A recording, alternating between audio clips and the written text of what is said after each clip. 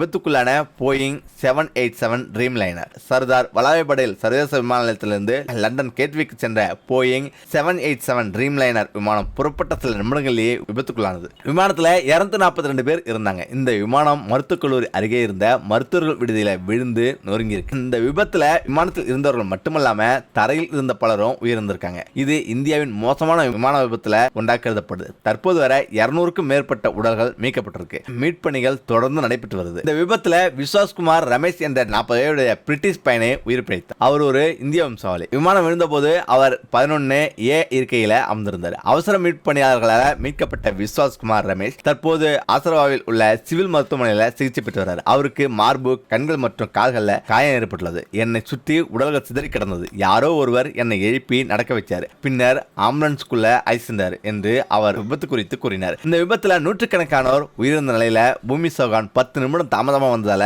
உயிர் தப்பியிருக்கார். விஸ்வாஸ்குமார் ரமேஷ் என்ற பயணி உயிருடன் மீட்கப்பட்டு மருத்துவமனையில சிகிச்சை பெற்று வர்றார். அகமதாபாத்தில் இருந்து புறப்பட்ட ஏர் இந்தியா விமானம் AA171 விபத்துக்குள்ளான சம்பவம் குறித்து விசாரணை தீவிரமாக நடைபெற்று வருது. இந்த விபத்துக்கான காரணத்தை கண்டறிய உதவும் கருவியான பிளாக் பாக்ஸ் எனப்படும் கருப்பெட்டி மீது தற்போது அனைவரின் கவனமும் திரும்பி இருக்கு. ஏர் இந்தியா விபத்து லண்டன் தாயார் ஒருவரின் இறுதி ஆசை. அனதையான 2 பெண் பிள்ளைகள். 2 பெண் பிள்ளைகளின் தாயான அர்ஜுன் படோலியா குஜராத்தின் அம்ரேலியா மாவட்டத்தில் உள்ள ஒரு கிராமத்துல தனது இறந்த மனைவியின் அத்திய உள்ளூர் ஆற்றுல கரைக்க சென்றிருந்தார். படோலியாவின் மனைவி பாரதி பெண் 7 நாட்களுக்கு முன்பு லண்டன்ல பரிதாபமாக உயிரிழந்தார். அவரது இறுதி ஆசை என்னவென்றால் ஒரு மலர் கலசத்துல அவரது அத்தி இந்தியாவில் உள்ள அவரது வீட்டிற்கு கொண்டு செல்லப்பட வேண்டும் என்பதுதான்.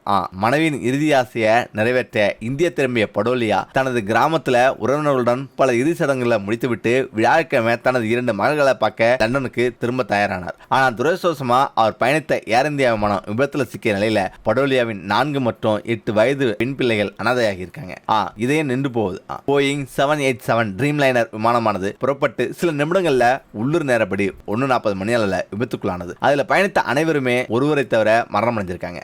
முக்கியமாக 229 பயணிகள் மற்றும் 12 பணியாளர்கள் இறந்ததை ஏர் இந்தியா உறுதிப்படுத்தியிருக்கு. மேலும் உயிர் பிழைத்த ஒரே நபர் மருத்துவமனையில சிகிச்சை பெற்று வருகிறார். விமானம் புறப்பட்ட பிறகு முக்கியமான கட்டத்தில் திடீரென அதன் கட்டுப்பாட்டு விசைகள் சேர்ந்திருக்கலாம் என்று விமான நிபுணர்கள் கூறியிருக்காங்க. இந்த துயர சம்பவத்திற்கான சாத்தியமான காரணங்கள் கூறப்படுவது காற்றில் ஏற்படும் விரைவான மாற்றம், இயந்திரம் நின்று போவது அல்லது 2 இயந்திரங்களிலும் வரை மோதிக்கொள்வது ஆகியவை ஆகும். குஜராத் மாநிலம் அகமதாபாத்தில் ஏற்பட்ட விமான விபத்தில் கேரள மாநிலத்தைச் சேர்ந்த செவிலியர் ரஞ்சிதா கோபகுமாரன் வயது 42 இறந்தது உறுதிப்படுத்தப்பட்டிருக்கு. லண்டன்ல ஓராண்டு பணி ஒப்பந்தத்தை நிறைவு செய்யும் முன்பு தாயத்துல குடும்பத்துடன் சில தினங்கள் கழிப்பதற்காக வந்த அவர் வேலைக்காக லண்டன் விமானத்துல பயணித்த போது தீயில் கருகி உயிரிழந்திருக்காரு. அவர் உயிரிழந்த தகவலை கேரளத்தின் பத்தனம்திட்டா மாவட்ட ஆட்சியர் பிரேம் கிருஷ்ணன் உறுதிப்படுத்தியிருக்காரு. ஓராண்டுக்கு முன்பு லண்டனுக்கு செவிலியர் வேலைக்காக சென்ற அவருக்கு சமீபத்தில் சொந்த ஊரில் மாநில சுகாதார சேவையில வேலை கிடைச்சிருக்கு. இதையடுத்து பணி ஒப்பந்த காலம் நிறைவடையும் முன்பா சொந்த ஊருக்கு ரஞ்சிதா கடந்த வாரம் வந்தார். அகமதாபாத்தில் இறுதி நாள் உருக்கமான தகவல் இதுதான். நர்சாக பணியாற்றிய கேரளாவை சேர்ந்த ரஞ்சித் நாயர் ராஜினாமா செய்ய சென்ற போது வெளியாகி இருக்காரு. குஜராத் மாநிலம் அகமதாபாத்தில் உள்ள சர்தார் வல்லபாய் படேல் சர்வதேச விமான நிலையம் இந்தியாவின் 7வது முக்கியமான விமான நிலையமாகும். அகமதாபாத் விமான நிலையத்திலிருந்து தினமும் பல்வேறு நாடுகளுக்கும் இந்தியாவின் பல்வேறு நகரங்களுக்கும் விமானங்கள் இயக்கப்பட்டு வருது. முக்கியமாக இந்த நிலையில் தான் ஏர் இந்தியா சொந்தமான ட்ரீம் லைனர் விமானம் ஒன்று லண்டனுக்கு நேற்று மதியம் 23வது ஓடுபாயிலிருந்து புறப்பட்டது. விமானத்தில் 230 பயணிகள், 10 பணியாளர்கள் மற்றும் 2 விமானிகள் என மொத்தம் 242 பேர் இருந்தாங்க. புறப்படுவதற்கு தேவையான அனைத்து நடைமுறைகளுக்கு பின்னர் சரியாக 1:39 மணிக்கு ஏர் இந்தியா விமானம் புறப்பட்டது. விமானத்தை சபீர் சபர்வால் என்ற விமானி ஓட்டினார். அவருக்கு துணையாக கிளைவ் குந்த் என்ற துணை விமானியும் பணியில் இருந்தார். அந்த விமானம் வானில் பறந்த சில நிமிடங்கள்ல 825 அடி உயரத்தில் பறந்தது. அப்போது அதற்கு மேல விமானம் பறக்க முடியாம சட்டென கீழே நோக்கி வந்தது. விமானியிடமிருந்து கட்டுப்பட்ட அறைக்கு மேடை அழைப்பு எனப்படும் உயிருக்கு அச்சுறுத்தல் ஏற்படும் சூழ்நிலையிலான அவசர அழைப்பு வந்தது. அதை ஏற்று கட்டுப்பட்ட அறை அதிகாரிகள் மீண்டும் விமானியை தொடர்பு கொள்ள முயன்றனர். ஆனா அதற்குள்ள விமானத்தில் தகவல் தொடர்பு துண்டிக்கப்பட்டது. தகவல் தொடர்பு துண்டிக்கப்பட்ட அடுத்த சில நிமிடத்துல விமான நிலைய அருகே உள்ள மெகானி என்ற இடத்துல கட்டுப்பாட்டை இழந்து அருகில் இருந்த பிஜே தனியார் மருத்துவக் கல்லூரியின் விடுதி கட்டிடத்துல மோதி வெடித்து சிதறியது. இதிலிருந்து எழுந்த தீப்பிழம்புகளும் கரும்புகையும் மொத்த அகமதாபாத்தும் பார்க்கும் வகையில் தெரிஞ்சது. உயிர் தப்பிய ஒரே பயணி. இதை பார்த்ததும் விமான நிலைய ஊழியர்கள், விமான போக்குவரத்து அதிகாரிகள் கடும் அதிர்ச்சி அடைஞ்சாங்க. இந்த விபத்துல பயணிகள் உட்பட 241 பேர் கருகி பிணமாக கிடந்தாங்க. அவர்கள பலரது உடல்கள் அடையாளம் காண முடியாத அளவுக்கு இருந்தது. விமானத்துல பயணித்த குஜராத் மாநில முன்னாள் முதல்வரும் பாஜக மூத்த தலைவர்கள் ஒருவருமான விஜய் ரூபானியும் உயிரிழந்தாங்க. அதே நேரம் விமானத்துல ஒரே ஒரு பயணி மட்டும் உயிர் தப்பித்தாரு. விமானத்துல 11A என்ற சீட்ல பயணித்த விஸ்வாஸ்குமார் ரமேஷ் வயது 40 என்ற பயணி அதிர்ஷ்டவசமாக உயிர் பிழைத்திருக்காரு.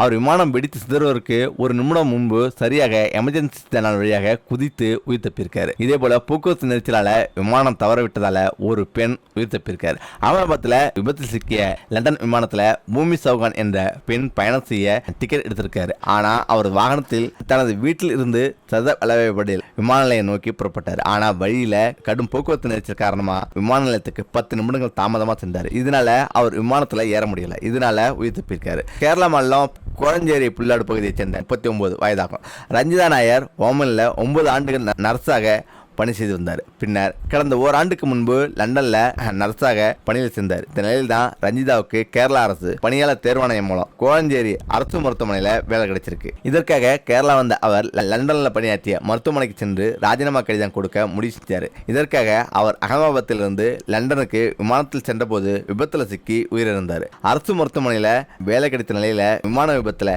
கேரள நர்ஸ் பலியான சம்பவம் சோகத்தை ஏற்படுத்தியிருக்கு. முக்கியமாக விமான விபத்தை முன்னரே கணித்தாரா ஜோயிடர்.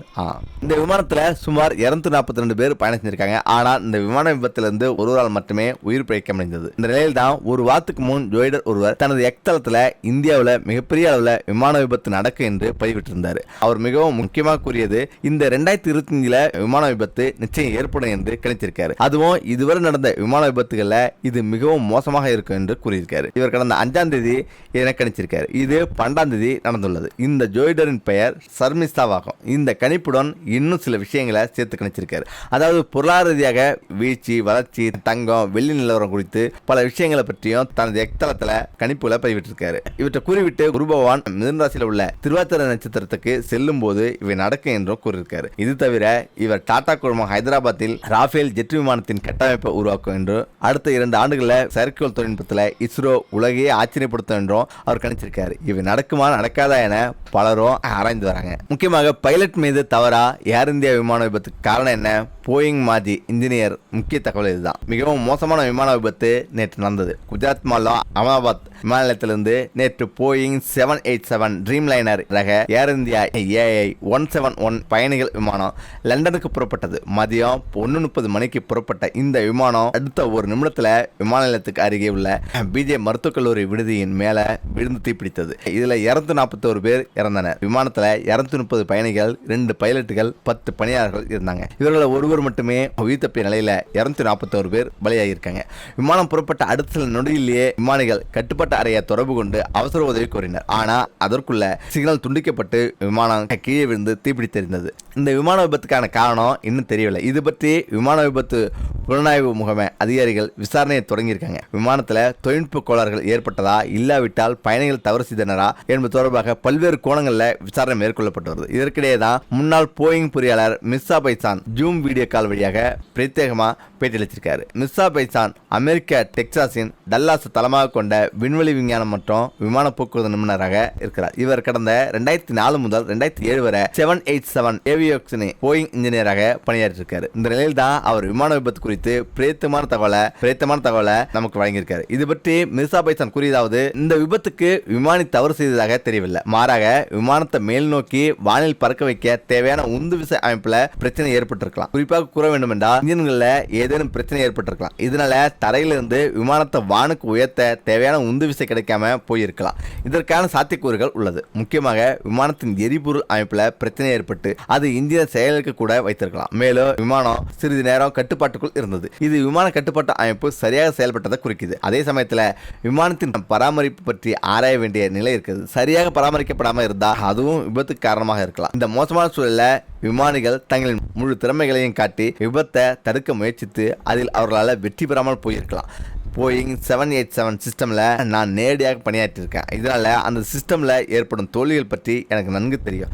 சம்பவம் தொடர்பாக தேசிய போக்குவரத்து பாதுகாப்பு வாரியம் விசாரணைக்கான அமெரிக்க அழைப்பு விடுத்துள்ளது. இது வரவேற்கத்தக்கது. இந்த விபத்து என்பது போயிங் கடினமான நேரத்தில் வந்துள்ளது. ஏற்கனவே போயிங் பல்வேறு நாடுகளில் விமர்சனங்களை எதிர்கொண்டு வருது. இந்த சமயத்தில் இப்படியான விபத்து நிச்சயம் போயிங்கிற்கு பெரும் பிரச்சனையாக மாறலாம் என்றிருக்காரு. இதன் மூலம் பைலட் மீது தவறு இருக்க வாய்ப்பில்லை என்று அவர் கூறியிருக்காரு. முன்னதாக விபத்தில் சிக்கிய ஏர் இந்தியா விமானத்தை கேப்டன் சுமித் சபர்வால் மற்றும் ஃபர்ஸ்ட் ஆபீசர் கிளைவ் குந்தர் ஆகியோர் இயக்கியிருக்காங்க. கிளைவ் குந்தர் துணை விமானியாகவும் சுமித் சபர்வால் விமானியாகவும் பணியாற்றிருக்காரு. இதுல கேப்டன் சுமித் சபர்வால் 8200 மணி நேர விமானம் ஓட்டிய அனுபவம் கொண்டவர். துணை விமானியான கிளைவ் குந்தர் 1100 மணி நேர விமானம் ஓட்டிய அனுபவம் கொண்டிருக்காரு. அது மட்டுமன்றி கிளைவ் குந்தர் கர்நாடகாவின் மங்களூரை சேர்ந்தவர். இவர் மும்பையில வச்சு வந்தார் என்பது குறிப்பிடத்தக்கது.